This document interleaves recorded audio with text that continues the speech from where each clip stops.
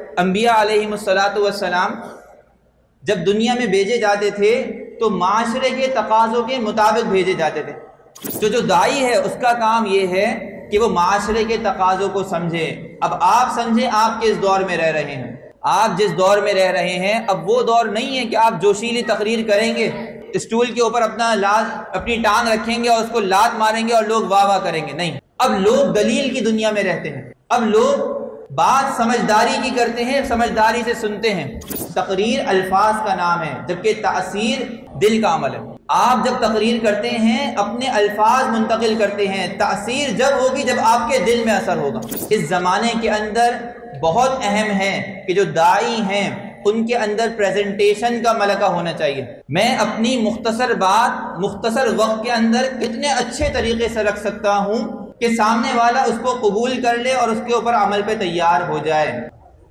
अब मैं अपने आज के मेहमान खुसूसी हज़रत मौलाना मुफ्ती मोहम्मद अज़ीम मुहीन साहब की खिदमत अक़दस में गुजारिश करूँगा कि हज़रत स्टेज पर तशरीफ़ लाकर तलबा किराम की हौसला अफ़ज़ाई फरमाए और अपनी कीमती नसाइल से हमें माला माल फरमाए।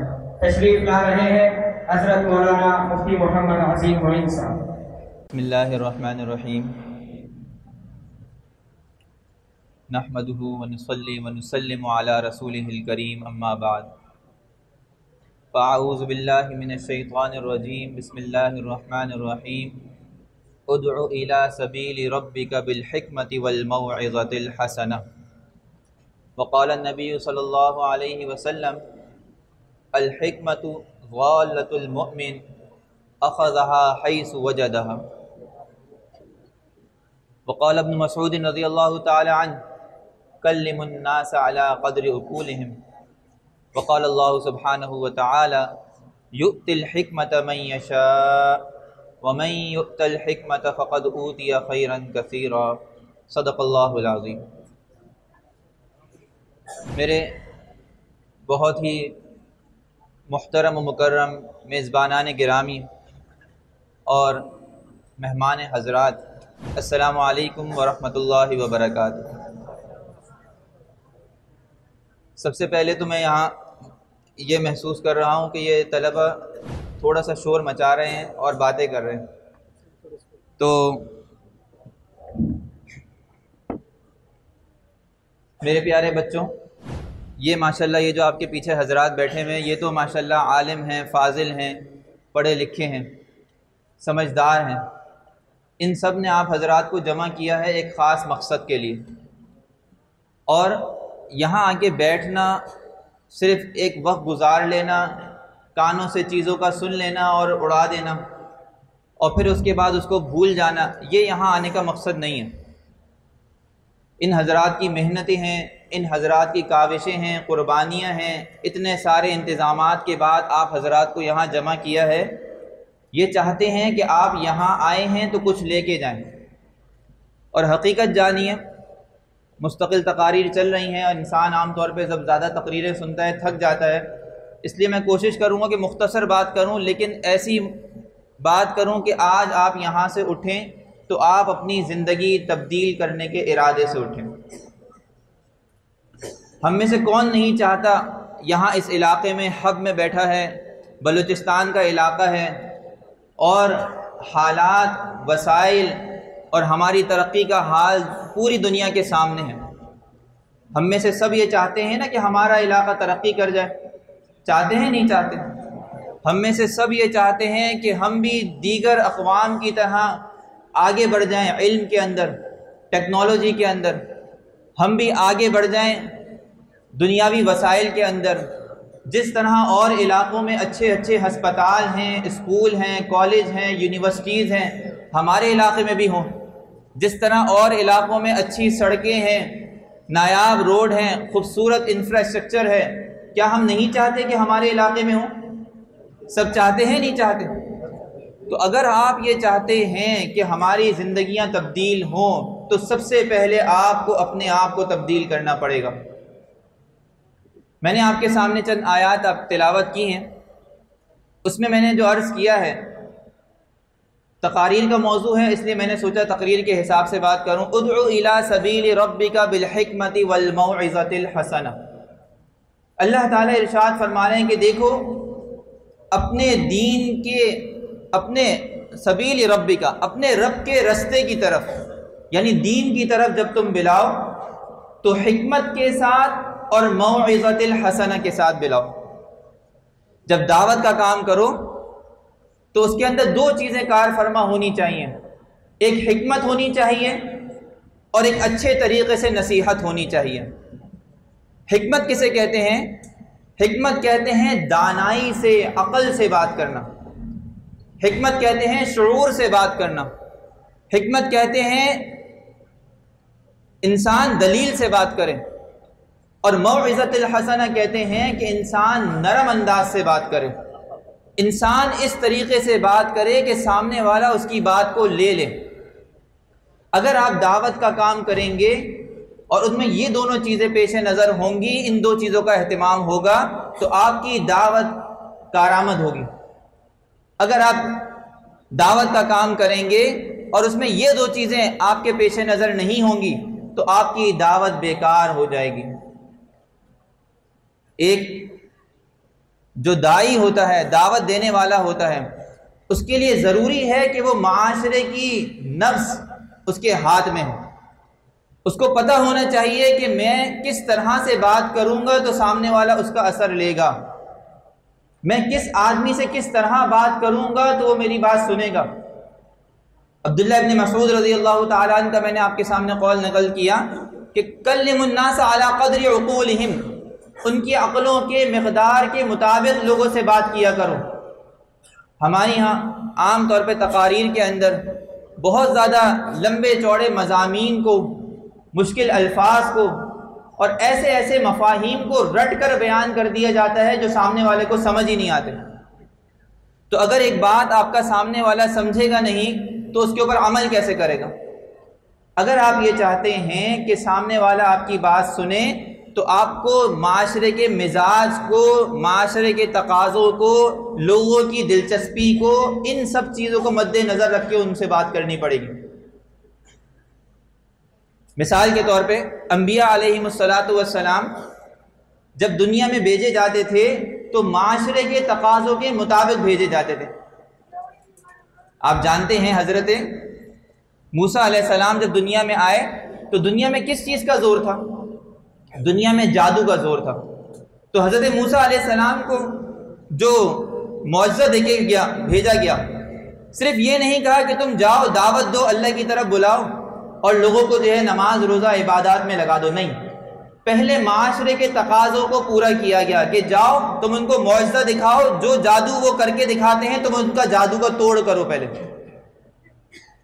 جب حضرت موسیٰ علیہ السلام کے سامنے سارے کے سارے ساحر جادوگروں نے اپنا جادو آزمایا اور ان کے سامنے جو ہے وہ لاٹھیاں اور رسیاں پھینکی اور وہ یخیل الیہ من سحرہم انہا تسعی، لوگوں کو نظر آیا کہ یہ تو دوڑتے ہوئے سانپ ہیں۔ اللہ تعالیٰ نے اس کو معاشرے کے تقاضے کے مطابق توڑا کہ حضرت موسیٰ علیہ السلام کو حکم دیا کہ تم بھی اپنا عصا پھینکو۔ جب موسیٰ علیہ السلام نے اپنا عصا پھینکا تو ایک دم وہ اژدہا بن گیا، ساری کی ساری لاٹھیوں کو، سارے کے سارے سانپ کو، سارے کے سارے بچھوؤں کو جو نظر آ رہے تھے ان سب کو نگل گیا۔ جب جادوگروں نے یہ دیکھا کہ ہم تو جادوگر میں بڑے ماہر تھے لیکن ہم جو کام کرتے تھے وہ سارا کا سارا اسباب کے تحت ہوتا تھا، اس کی وجوہات ہم اچھی طرح جانتے ہیں، لیکن موسیٰ علیہ السلام نے کیا کمال کیا کہ یہ تو اسباب سے مافوق ہے، ایسا تو کبھی ہو ہی نہیں سکتا کہ ایک لاٹھی کی حقیقت ہی تبدیل ہو کہ وہ اژدہا بن جائے۔ سارے کے سارے جادوگر سجدے میں گر گئے، ایمان لے آئے۔ جب وہ ایمان لے آئے تب جا کے ان کو دعوت دی گئی، تب جا کے ان کو اسلام یا اس وقت کا جو دین سکھایا گیا۔ معاشرے کی تقاضے کی اہمیت سمجھیں۔ حضرت عیسیٰ علیہ السلام اس زمانے میں آئے ہیں جب میڈیکل اپنی عروج پر ہے، طب اپنی انتہا پر ہے اور ہر بندہ بڑے سے بڑے امراض کا علاج لے کر بیٹھا ہوا ہے۔ حضرت عیسیٰ علیہ السلام کو معجزہ دیا گیا معاشرے کے تقاضوں کے مطابق کہ تم جاؤ، یہ نہیں کہا جا کے فوراً جا کے دین کی طرف بلانا شروع کر دو، کوئی نہیں آئے گا، پہلے ان کے معاشرے کے مزاج کے مطابق معاملہ کرو۔ حضرت عیسیٰ علیہ السلام کو اللہ نے بطور معجزہ کے ایسی قوت عطا کری کہ یحیی الموتى باذن اللہ، اللہ کے حکم سے مردے کو زندہ کر دیا کرتے تھے۔ یعنی اس وقت کی میڈیکل جو اپنے عروج پر تھی، طب اپنے عروج پر تھی، لیکن ان کے پاس بھی چند چیزیں ایسی تھیں کہ جس کا علاج نہیں تھا۔ کسی مردے کو زندہ نہیں کر سکتے تھے اپنی دوائیوں سے، کسی مادر ذات نابینا کو بینائی نہیں دے سکتے تھے، کسی جو ہے کوڑ کے مرض والے کا کوڑ ختم نہیں کر سکتے تھے، اپنی تمام عروج کے باوجود بھی یہ کام نہیں کر سکتے تھے۔ اللہ تعالیٰ نے ان کو معجزہ بھیجا، معجزہ دیا، معاشرے کے تقاضے کے مطابق دیا، اور پھر انہوں نے اس معجزے کے ذریعے سے جب وہ کام کر کے دکھایا جو میڈیکل کی فیلڈ میں نہیں کیے جا سکتے تھے، ساری کی ساری قوم ان سے مرعوب ہو گئی، متاثر ہو گئی، پھر جا کے انہوں نے دین کی طرف دعوت دی۔ اب آ جائیں ہم نبی کریم صلی اللہ علیہ وسلم کے زمانے میں۔ آپ جانتے ہیں کہ جب نبی کریم صلی اللہ علیہ وسلم کو بھیجا گیا تو فصاحت و بلاغت، عربی میں مہارت، لغات کی فراوانی، بڑے بڑے قصیدے، بڑے بڑے معلقے کعبے کے پردے کے اوپر لٹکا دیے جاتے تھے، اور مقابلہ ہوتا تھا کہ ہے کوئی اس سے اچھا بہتر کلام لکھنے والا لے کر آؤ۔ ایسا تھا نہیں تھا؟ تو معاشرے کا تقاضا کیا تھا کہ اس وقت کے اندر نبی کو بھیجا گیا کہ جس نے معاشرے کے اس تقاضے کو پہلے توڑا، ایسا کلام دیا گیا کہ سارے فصیح و بلیغ عاجز آ گئے، سارے کے سارے شاعر، سارے کاہن، سارے کے سارے اچھے اچھے کلام بولنے والے جب انہوں نے اس کلام کو سنا، وما ہوا بقول شاعر وما ہوا بقول کاہن، ان کو اندازہ ہو گیا کہ یہ نہ شعر ہے، یہ نہ کہانت ہے، یہ نہ الفاظ ہیں، یہ عجیب و غریب کلام کیسا ہے کہ جس کو ایک انسان اپنی زبان پہ لا ہی نہیں سکتا، ایک انسان اپنے دماغ سے بنا ہی نہیں سکتا۔ جب اللہ کے رسول نے وہ کلام ان کے سامنے پیش کیا تو سارے کے سارے جتنے بھی اہل عرب کے فصیح و بلیغ لوگ تھے وہ کیا ہو گئے؟ مرعوب ہو گئے، متاثر ہو گئے۔ جب مرعوب ہو گئے، متاثر ہو گئے، پھر ان کے بعد اس کو معاملات سکھائے گئے، پھر اس کے بعد ان کو اسلام کی طرف ہدایات دی گئیں، اس کے بعد ان کو تعلیمات سے آراستہ کیا گیا، پیراستہ کیا گیا۔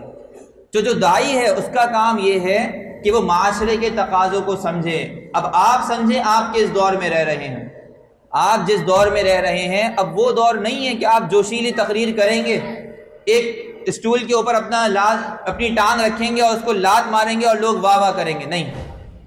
اب لوگ دلیل کی دنیا میں رہتے ہیں، اب لوگ بات سمجھداری کی کرتے ہیں، سمجھداری سے سنتے ہیں۔ اب لوگوں کے اندر خالی جذباتیت کوئی کام نہیں آتی۔ آپ کے سامنے جو عوام ہیں وہ دین پر ایسے ایسے عقلی اعتراضات کرتی ہے، ایسے ایسے عقلی شبہات پیش کرتی ہے کہ آپ جذبات سے ان کو کنٹرول نہیں کر سکتے۔ تو آپ کے لیے بھی اب ضروری ہے کہ جب آپ دعوت کے میدان میں جائیں تو آپ معاشرے کی نبض سے واقف ہوں۔ آپ کو اندازہ ہونا چاہیے کہ جب میں بات کروں تو میں دلیل سے کروں، میں تحمل مزاجی سے کروں، میں اگلے کو اپنی بات سمجھاؤں بھی، اس کی بات سمجھنے کی بھی کوشش کروں۔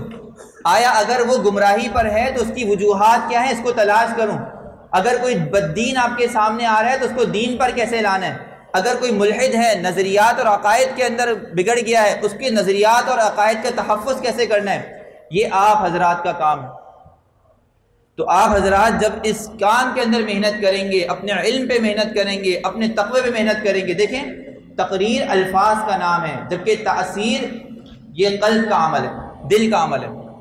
آپ جب تقریر کرتے ہیں اپنے الفاظ منتقل کرتے ہیں، تاثیر جب ہوگی جب آپ کے دل میں اثر ہوگا، جس کو فارسی میں کہا جاتا ہے نا از دل خیزت بر دل ریزت، کہ دل سے نکلی ہوئی بات ہوتی ہے سامنے والے پر اثر کرتی ہے، دل سے نکلی ہوئی بات نہیں ہوتی سامنے والے پر اثر انداز بھی نہیں ہوتی۔ اس زمانے کے اندر بہت اہم ہے کہ جو داعی ہیں ان کے اندر پریزنٹیشن کا ملکہ ہونا چاہیے۔ میں اپنی مختصر بات مختصر وقت کے اندر کتنے اچھے طریقے سے رکھ سکتا ہوں کہ سامنے والا اس کو قبول کر لے اور اس کے اوپر عمل پہ تیار ہو جائے۔ اگر مختصر ہو بات اور بات جو ہے مؤثر ہو، یہ زیادہ بہتر ہے لمبی لمبی تقریروں سے کہ جن کے نہ الفاظ سمجھ میں آئیں، جن کے نہ معانی سامنے والے کو سمجھ میں آئے، جس کے اندر سامنے والے کو پتہ ہی نہ ہو کہ اس کے دماغ کے کس حصے کے اوپر سے آپ کے الفاظ و کلمات سمجھ رہے ہیں، گزر رہے ہیں، اگر آپ اس طرح سے دعوت کے کام کریں گے تو آپ کی دعوت میں کوئی اثر نہیں رہے گا۔ تو جو داعی ہوتا ہے وہ ایک طرح سے سامنے والے سے دماغی طور پہ مافوق ہوتا ہے۔ اس کی ایک مثال میں آپ کو سمجھاؤں، آپ کو بات سمجھ میں آئے گی کہ آپ نے دیکھا ہوگا ایک دکاندار ہوتا ہے، دکاندار کا کام کیا ہے؟ وہ کسٹمر کی ذہنی کیفیت سے واقف ہوتا ہے۔ دکاندار کا کام کیا ہے؟ ڈیل کرنا۔ اس کے سامنے ایک مرد آتا ہے، مرد آ کے اس سے پوچھتا ہے کہ فلانی چیز کتنے کی ہے؟ وہ کہتا ہے 500 روپے کی ہے۔ اور پھر اس کے بعد وہ کہتا ہے کہ کچھ کم کر لو، وہ کہتا ہے 400 روپے کی کر دیں گے، آپ کو لینا ہے لو، نہیں لینا جاؤ۔ وہ کہتا ہے یہ لو 400 روپے، چلا جاتا ہے۔ اسی لمحے کے اندر آپ دیکھتے ہیں کہ ایک دوسرا کسٹمر آتا ہے، مثال کے طور پہ کوئی خاتون آ گئی، اب اس کو سامنے والے کی ذہنی کیفیت سے واقفیت ہے کہ دیکھو یہ ضد بحث کرنے والی ہوتی ہیں، یہ بارگیننگ کرنے والی ہوتی ہیں، اب اس کو وہی 400 والی چیز وہ بجائے 500 کے 800 بتائے گا۔ سمجھ میں آ رہی بات؟ جو ڈیل کرنے والا ہوتا ہے وہ اس طرح ڈیل کرتا ہے کہ وہ بجائے 500 کے کتنے بتائے گا؟ 800۔ پھر اس کو سامنے والی عورت بولے گی بھائی 700 لگا لو، وہ کہے گا نہیں اس سے کم نہیں ہو سکتا۔ پھر کہے گی اچھا بھائی اتنے دے دو، 500 دے دو، 400 دے دو، بارگیننگ کر کے لے کر اس کو 500 کے ریٹ پر آئے گا اور اس کو وہی چیز 500 میں بھیج دے گا۔ یہ سارا کام وہ کیوں کر رہا ہے؟ اس لیے کہ وہ سامنے والے کی ذہنی نفسیات اور کیفیات سے واقف ہے۔ ایک دکاندار کے سامنے اگر 100 کسٹمر آتے ہیں، وہ 100 کسٹمر کو الگ انداز سے ڈیل کرتا ہے، کسی کے ساتھ لمبی لمبی باتیں کرتا ہے، اس کو لمبے لمبے فائدے بتاتا ہے اور پھر چیز بیچتا ہے، اور کسی کو مختصر سی معلومات دے کے منہ پھیر لیتا ہے اور وہ چیز اپنی بیچ دیتا ہے۔ یہ سارے کے سارے ملکہ اور صلاحیت اس میں کیسے آتے ہیں؟ اس لیے کہ وہ نفسیات سے واقف ہے۔ تو داعی بھی اگر نفسیات سے واقف ہوگا کہ سامنے والے کی ذہنی سطح کیا ہے، اس کے سمجھنے کا معیار کیا ہے، کس طرح یہ بات کو لے گا، کس طرح نہیں لے گا، اور کتنے انداز سے اس کو بات سمجھائی جا سکتی ہے، تب تو جا کے آپ کی بات کارآمد ہوگی، ورنہ کارآمد نہیں ہوگی۔ ایک چھوٹی سی مثال دے کے میں اپنی بات کو ختم کروں کہ بادشاہ وقت ہوتے تھے گزشتہ زمانے میں، تو خلیفہ ہارون الرشید، اس کے سامنے ایک دفعہ معاملہ لایا گیا ایک دربار کے اندر، 3 آدمیوں کو پیش کیا گیا اور یہ کہا گیا یہ تینوں جو ہے بازار کے اندر خواتین کو چھیڑ رہے تھے، آپ ان کو سزا دیں۔ بادشاہ نے تینوں کو سامنے کھڑا کیا، پہلے آدمی کو اپنے سامنے لے کر آیا، کہنے لگا اس کو لے کے جاؤ، کوڑے لگاؤ۔ وہ چیختا رہا، چلاتا رہا، خدا را معاف کر دیں، عالی پناہ آئندہ نہیں کروں گا، لیکن بادشاہ نے اس کی ایک نہیں سنی، اس کو کوڑے لگوائے اور کوڑے لگوا کے اس کو بھیج دیا۔ دوسرے آدمی کو بلایا، اس سے کہا کہ شرم نہیں آتی، تم بازار میں کھڑے ہو کے ایسی حرکتیں کرتے ہو، اچھے خاندان سے تمہارا تعلق ہے۔ زبان سے 2-4 الفاظ اس کو ڈانٹ کے سنائے، کہا چلے جاؤ، آئندہ کبھی اس طرح کی حرکت کرتے ہوئے نظر نہیں آنا ورنہ سخت سزا دوں گا۔ تیسرے آدمی کو بلایا اور کہا کچھ نہیں، صرف آنکھوں سے گھور کے دیکھا اور کہا کہ آئندہ نہیں آنا یہاں پہ۔ اب بادشاہ کا جو بیٹا تھا، ہارون الرشید کا بیٹا مامون الرشید، وہ کہنے لگا والد صاحب، ابا جان، آج میں نے آپ کے ساتھ ایک عجیب معاملہ دیکھا، آپ کے دربار میں ایک ہی وقت میں 3 مجرم لائے گئے، تینوں کا ایک ہی گناہ، آپ نے تو انصاف نہیں کیا، ایک کو مارا پیٹا، دوسرے کو ڈانٹے سنائی اور تیسرے کو کچھ بھی نہیں کہا، ایسے ہی چھوڑ دیا۔ تو بادشاہ نے اس کو زبان سے سمجھانے کی بجائے کہا اچھا جاؤ ایسا کرو، کل بازار میں جا کے کھڑے ہونا، تینوں کا عمل دیکھنا۔ تو بیٹا پہنچ گیا بازار میں جا کے دیکھا کہ جس کو گھور کے دیکھا تھا وہ بازار میں ہے ہی نہیں، بیمار پڑا ہوا گھر پہ گیا، کیا ہوا بھائی تم بازار نہیں آئے آج؟